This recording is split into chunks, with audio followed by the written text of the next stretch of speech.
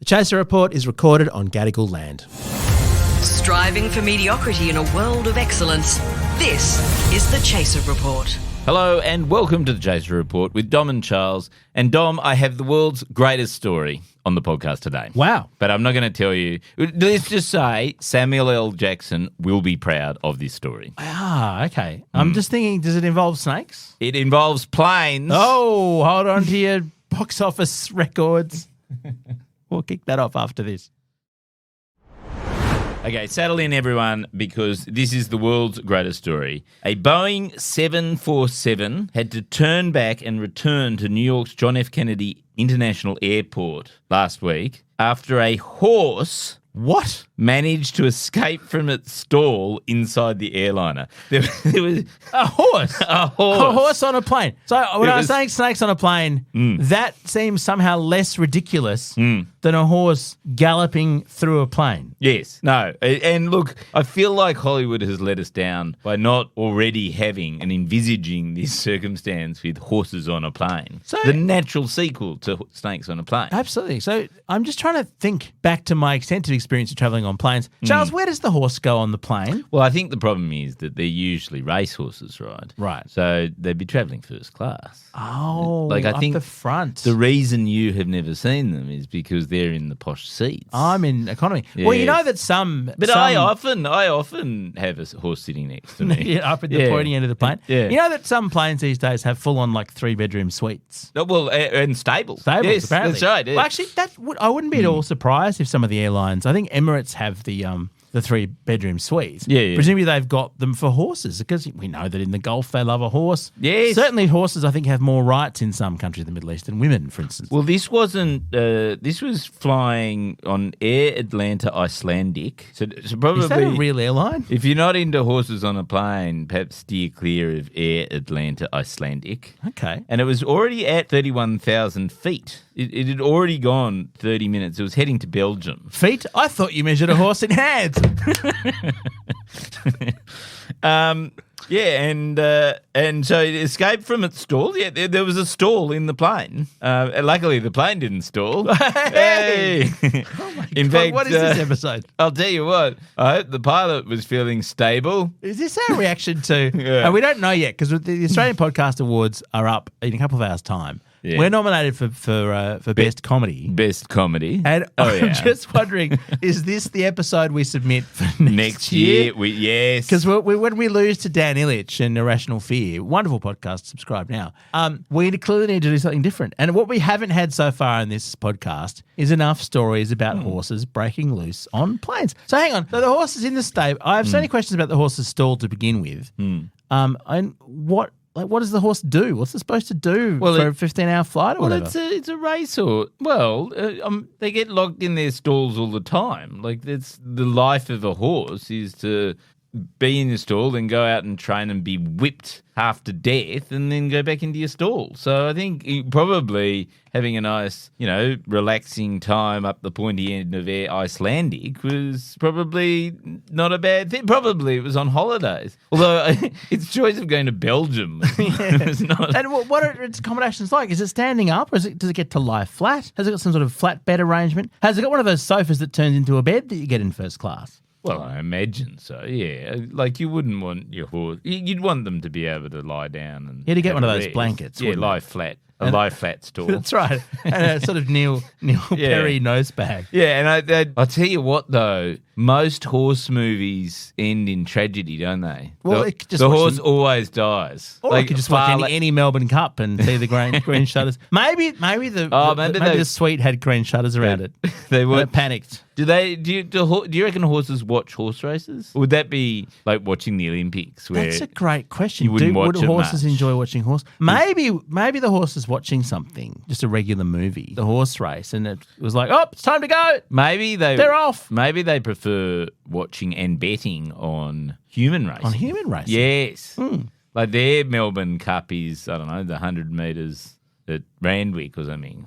But they wouldn't understand it, Charles, because no one's getting whipped. Yeah. They'd go, there's no extraneous where's the violence. cruelty? Yeah. Yeah. So something happened. But if you're standing up on a plane and you're a horse and there's turbulence, that'd be pretty stressful. Like their legs break fairly easily, as we know from every Melbourne Cup race that's ever been. Yeah. I don't think people who own racehorses, care that much about horses. But I agree. I'm sure they'd be able to lie down and things like that. But apparently, so the horse managed to escape its stall. And then they had to tell the passengers, there's no issue with flying, which means like our plane is going all right, but we need to go back to New York as we can't resecure the horse. Well, that's incompetent, Charles. Yes. And why would you transport a horse if you didn't have some way of securing it? What they needed was an air marshal able to shoot it. Yeah. Just to take it out. Just put it down. Just put it down. Yes. Or just open the door. Go. Yeah, are horses like cats? Can they survive a fall? Survive a fall? I don't think they can. But so what, they had to turn around. But you know that when a plane has to turn around shortly into the flight, they have to dump all their fuel. Did they have to dump massive amounts of? They had to dump 20 tons of fuel over the Atlantic. Oh my God! So the Atlantic just gets all this fucking fuel in it because one horse can't keep itself together. Problem. We go on about Taylor Swift using her jet and Elon Musk, but what about these horse races? Destroying the environment. No one ever talks about that problem. There's nothing wrong with my flying. I'm perfectly competent pilot. Yeah. We're doing fine. Yeah. Just that the horse is broken loose and no one's able. Was there no one able to ride it? Do you think they'll make a sort of Sully-like movie? Sully.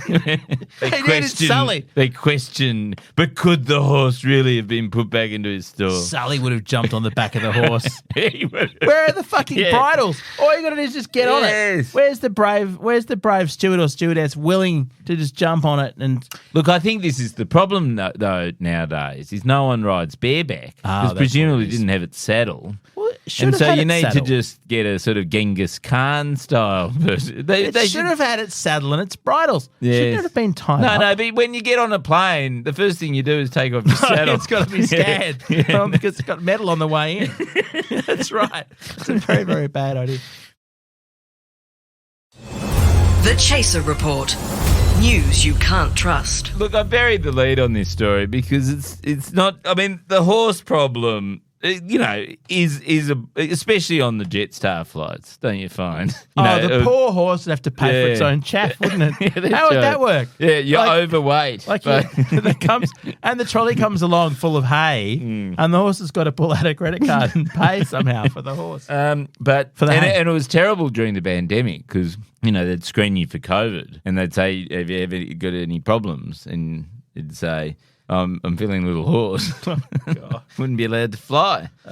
Anyway, but then because this is a pattern, Dom. This isn't just one-off incident. So last month, an otter and a rat caused mayhem on a flight from Thailand to Taiwan. An otter and a rat? Yes. They're very small. Well, What's that's an why otter they going to do? I don't know. I think it was trying to swallow the rat. or avoid the snakes that were on the plane. I don't know. Actually, that's the case where you need the snakes on the plane. When there's an otter and a rat. So I get the snakes would have sorted them right out. Wouldn't the otter have sort of wanted water, and they don't serve enough water? Maybe that's the reason. That could have been it. Could have been it. The best one was earlier this month. We're still talking November. A young bear managed to escape on a flight from Baghdad to Dubai. Why are you bringing a young bear on a plane? Well, why wouldn't you? You don't want to leave it back in Baghdad. It's a dangerous place. This is bizarre. So they're kind of at flying zoos at any point in time. I was not aware of this, Charles. There were so many animals in the sky at any point in time. This is because you only go economy. You're not up with the bears and the otters and the rats and the horses. So when there's an emergency, is there a massive mask that drops down for the horse? It's like secure your own mask before putting the massive fuck off mask on the horse. On your horse. Yeah, there is. Yeah, that's happened a few times to me.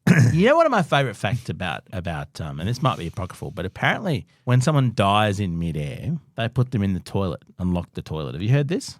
I have not heard that. You can lock them from the outside. We had somebody die when we were over the Pacific Ocean. It was very horrible. And it lasted about an hour because they kept on trying to get doctors. But they ended up... Oh, wow. So they just kept saying, is anyone a doctor? Yeah. And no. No, there were a couple of doctors. And, of course, one of them somehow had a stethoscope The Really? rest of because you know how doctors are sort of wankers. I mean, except for My relatives. your Yeah, relatives. that's right. yeah. But, like one of them got out their stethoscope and sort of kept it wrapped Really? around their neck. Like Well, that's probably why you they're bring on it an along. episode of ER or Yeah, something. you probably bring it with you because in case you get confused with some literature PhD students. No, look, I've got a stethoscope. Yeah, but they eventually carted this person off. But with that guy, they just put him in where the cabin usually sleeps. Like it was a sort of They've got sort a of little like a little cupboard cubicle. Yeah, that's right. Which was really inconvenient for the staff because they then couldn't rest. Well, you properly. wouldn't want to sleep next to the dead To a guy, would you? cadaver. Yeah, it's funny. But I to- love the idea of so it's like Weekend at Burnings propping them up in the toilet, do they? Though apparently they do that sometimes and then lock the door from the outside. Yeah. But I'm just wondering, what do you do with your dead horse? I mean, horses die. How do you get the horse out of there? Oh, you obviously haven't seen the bathrooms in first class. Of course, Yeah. they've got very You just put them spacious in one bathrooms. side of the bathroom. Yeah. No, but I just want to continue the bear story. Oh, the baby bear, yes, The please. baby bear.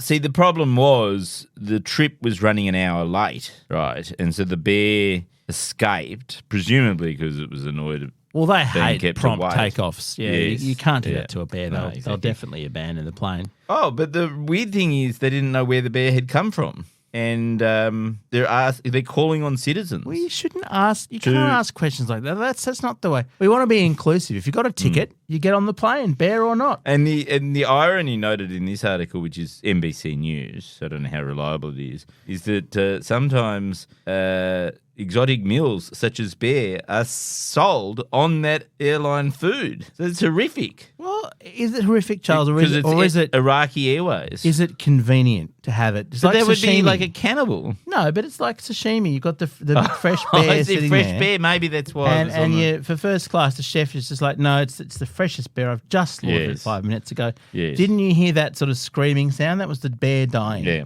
but what if you can't bear sashimi? Sashimi. You can't bear sashimi. I think this is the point to end the podcast, Charles. There's What, clearly nothing forever, else to be said. yeah, I think forever. This is the note on which the Chaser Report ended after many hundreds of episodes. The point where Charles Oh, we haven't said you even- can't bear sashimi. We haven't even covered the 2022 incident of the live albino alligator on a flight. Oh, dear me. Which was that was actually quite an interesting one because that was an American guy who snuck it on in his suitcase. So Florida. He hadn't told anyone. Tell me this is from Florida. No, it was Munich. Really? Yes. Okay. Charles, you know that our Yes. podcast now Yes. is at a total of 6.7 million downloads. Yeah. We've literally racked up an extraordinary number of all-time downloads now on the Chaser Report. 6.7 million. Yeah. We had all that fuss about the 6 million Yeah. listener. We're almost at the 7 million. We're at 7. And we will now never get there. Never get there. Yeah, thanks for listening to us Yeah. over the years. It's been enjoyable, Yeah. but not enough, which is why we're calling it into it now. Yeah. Thanks for listening. Our